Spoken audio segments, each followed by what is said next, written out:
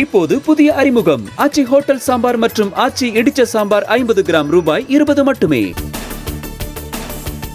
நாடாளுமன்ற கூட்டத்தில் உரையாற்ற குதிரைப்படை புடைசூழ வந்த குடியரசுத் தலைவர் திரௌபதி முர்மு செங்கோல் ஏந்தி குடியரசுத் தலைவருக்கு வரவேற்பு. வினாத்தாள் கசிவில் சம்பந்தப்பட்டுள்ள குற்றவாளிகளை அரசு நிச்சயம் தண்டிக்கும்.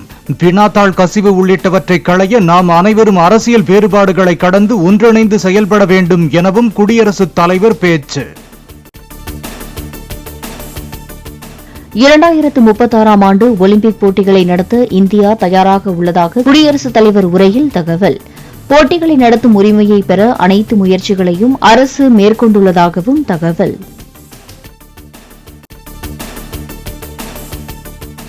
வளர்ச்சியடைந்த இந்தியாவின் புதிய அத்தியாயம் இந்த அவையால் எழுதப்படும் என்ற நம்பிக்கை தனக்கு இருப்பதாக குடியரசுத் தலைவர் பேச்சு.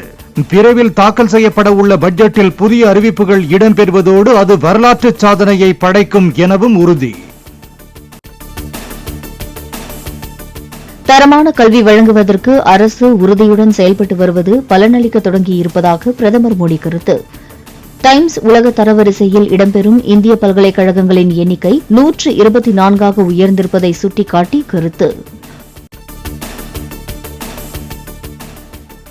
இந்தியா கூட்டணி எம்பிக்களுடன் சென்று சபாநாயகர் ஓம் பிர்லாவை சந்தித்த ராகுல் காந்தி நீட் தேர்வு முறைகேடு புகார் தொடர்பாக அவையில் விவாதிக்க அனுமதிக்க கோரியதாக தகவல். ஒசூரில் 2000 ஏக்கர் பரப்பளவில் பன்னாட்டு விமான நிலையம் அமைக்கப்படும் என சட்டப்பேரவையில் 110 விதியின் கீழ் முதலமைச்சர் அறிவிப்பு. ஆண்டுக்கு 3 கோடி பயணிகள் வந்து செல்லும் வகையில் இந்த விமான நிலையம் அமையும் எனவும் தகவல். ஓசூரில் ஒரு விமான நிலையம் அமைப்பது அவசியம் என இந்த அரசு கருதுகிறது. ஓசூரில் 2000 ஏக்கர் நிலப்பரப்பில் ஆண்டுக்கு 30 மில்லியன் பயணிகளை கையாளக்கூடிய வகையில் ஒரு பன்னாட்டு விமான நிலையம் அமைக்கப்படும் என்பதனை இந்த மாமன்றத்தில் நான் அறிவிப்பதில் மகிழ்ச்சி அடைகிறேன்.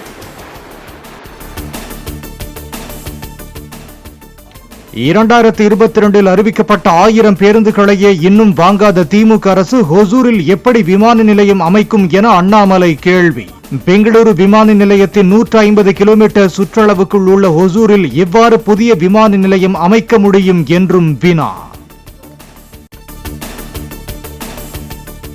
கள்ளக்குறிச்சி கள்ளச்சாராய மரணங்கள் குறித்து சட்டமன்றத்தில் பேச அனுமதி வழங்காததை கண்டித்து சென்னை எழும்பூரில் அதிமுக உண்ணாவிரத போராட்டம். எடப்பாடி பழனிசாமி தலைமையிலான போராட்டத்தில் எம்எல்ஏக்கள் உள்ளிட்ட அதிமுகவினர் கருப்பு சட்டை அணிந்து பங்கேற்பு. பாதிக்கப்பட்டவர்களுக்கு நீதி கிடைக்கும் வரையில் அறவழி போராட்டம் தொடரும் என அதிமுக முன்னாள் அமைச்சர் ஜெயக்குமார் பேட்டி. விஷச்சாராய வழக்கு விசாரணையை சிபிஐக்கு மாற்ற திமுக ஏன் அஞ்சுகிறது எனவும் கேள்வி. என்ன கேட்கிறோம், சிபிஐக்கு விஷ்டு போட்டு தானே, ஏன் மடியில கனம் இருக்கு வழியில பயம் இருக்கு, அவங்க பதில் சொல்லியாங்க மாட்டுவாங்க. அதுக்கு பயந்துக்கிட்டு சிபிஐக்கு வைக்கிறதுக்கு தயக்கம். அதனால எங்களுடைய நிலைப்பாடு என்பது நீதி கிடைக்கிற வரையில் எங்களுடைய போராட்டம் அறவழியில் தொடரும்னு சொல்லிட்டு தான் இன்னைக்கு இந்த உண்ணாவிரத அற போராட்டம் இன்னைக்கு தொடங்கி இருக்கிறோம். கள்ளக்குறிச்சி விவகாரம் தொடர்பான அதிமுகவின் உண்ணாவிரத போராட்டத்துக்கு தேமுதிக ஆதரவு. உண்ணாவிரதம் நடைபெற்ற இடத்துக்கு நேரில் சென்று ஆதரவு தெரிவித்தார் பிரேமலதா. நாடாளுமன்ற எதிர்க்கட்சி தலைவர் ராகுல் பேசினால் கைத்தட்டும் திமுக, சட்டப்பேரவையில் எடப்பாடி பழனிசாமி பேச அனுமதி மறுப்பது ஏன்? நாடாளுமன்றத்துக்கு ஒரு நியாயம், சட்டமன்றத்துக்கு ஒரு நியாயமா என தேமுதிக பொதுச் செயலாளர் பிரேமலதா கேள்வி.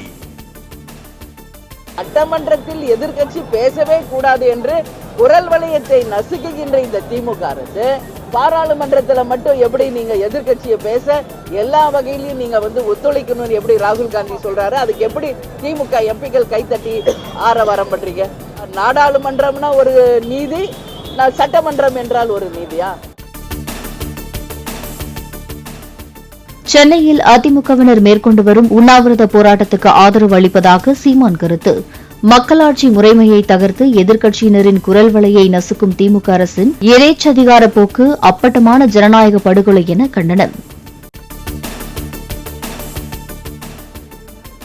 நாடாளுமன்றத்தில் இருந்து செங்கோலை அகற்ற சமாஜ்வாதி எம்பி வைத்த கோரிக்கையை சபாநாயகர் ஓம் பிர்லா நிராகரித்து விட்டதாக தகவல். மக்களாட்சியின் சின்னமான நாடாளுமன்றத்தில் மன்னராட்சியின் அடையாளமான செங்கோல் இருக்கக்கூடாது என சமாஜ்வாதி எம்பி கோரியிருந்தார். செங்கோல் பற்றிய சமாஜ்வாதி கட்சியின் முக்கிய தலைவர்கள் தெரிவித்துள்ள கருத்துக்கு உத்தரப்பிரதேச முதலமைச்சர் யோகி ஆதித்யநாத் கண்டனம். தமிழ் கலாச்சாரத்துக்கு எதிரான இந்தியா கூட்டணி கட்சிகளின் அறியாமையை காட்டுவதாக தமிழில் கருத்து பதிவு.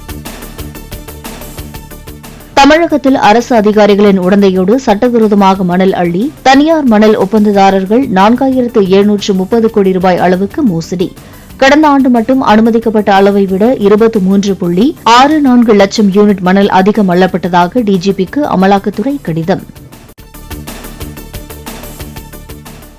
மகளிர் உரிமை தொகை பெற விண்ணப்பித்து நிராகரிக்கப்பட்டு மேல்முறையீடு செய்யப்பட்ட மனுக்கள் 1,48,000 பேரின் மேல்முறையீட்டு விண்ணப்பங்கள் ஏற்கப்பட்டுள்ளதாக தமிழ்நாடு அரசு அறிவிப்பு.